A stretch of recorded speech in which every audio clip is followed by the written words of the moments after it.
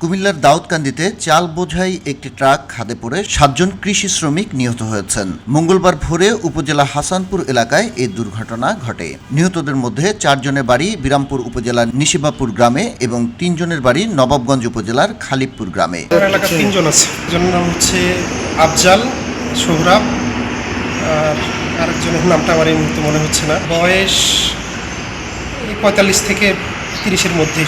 জানা গেছে দিনাজপুর থেকে নোয়াখালীগামী চাল বোঝাই একটি ট্রাকে চড়ে ধান কাটার শ্রমিক হিসেবে কাজ করতে যাচ্ছিলেন 13 জন শ্রমিক। মঙ্গলবার ভোরে কুমিল্লার দাউদকান্দি উপজেলার হাসানপুর এলাকায় ট্রাকটি নিয়ন্ত্রণ হারিয়ে খাদে পড়ে গেলে ঘটনাস্থলে কয়েকজন নিহত হন এবং বেশ কয়েকজন আহত হন। আমি গাড়িতে 13 জন ছিলাম ভাই। উঠছি হলো আমার দিনাজপুর ডিস্ট্রিক্টের ওখানে এলগেট নাম, ঢাকার নাম বিরামপুর এলগেট, ওখান থেকে 13 জন উঠছি। উড়ে বন্ধু আইছি ভাই, কোনো সমস্যা নেই।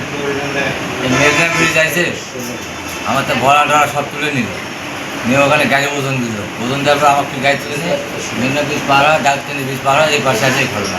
বিরামপুর উপজেলার 6 নং জোতবাড়ি ইউনিয়ন পরিষদের চেয়ারম্যান আব্দুর রাজ্জাক 4 জন নিহতের পরিচয় নিশ্চিত করেছেন। তারা হলেন নিশিবাপুর গ্রামের সুমন, আবু হোসেন, আব্দুর রশিদ এবং একই গ্রামের বিশু মিয়া। অন্যদিকে নবাবগঞ্জ উপজেলার খালিবপুর গ্রামের হেলাল উদ্দিন জানান, মোট 13 জন শ্রমিক স্বল্প ভাড়ায় চাল বোঝাই ট্রাকে করে ধান কাটার উদ্দেশ্যে রওনা দিয়েছিলেন। দুর্ঘটনায় 3 জন নিহত এবং 6 জন আহত হয়েছেন। নিহতরা হলেন খালিবপুর এলাকার মোহাম্মদ আফজাল হোসেন, সোহরাব হোসেন এবং মোহাম্মদ সালেক।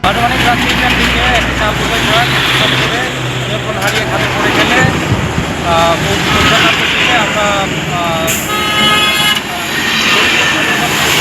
আমরা জানতে পারি 6 জন গুরুতর আহত এবং 7 জন মৃত্যুবরণ করেছেন। এই বিষয়ে আইনগত ব্যবস্থা পরিচালিত হয়েছে। এদিকে দিনাজপুরের বিরামপুর ও নবাবগঞ্জ উপজেলার নিহত কৃষি শ্রমিকদের পরিবারে চলছে শোকের মাতম। পরিবারের একমাত্র উপার্জনক্ষম ব্যক্তিদের হঠাৎ মৃত্যুতে অনিশ্চিত ভবিষ্যতের মুখে পড়েছে তাদের পরিবারগুলো।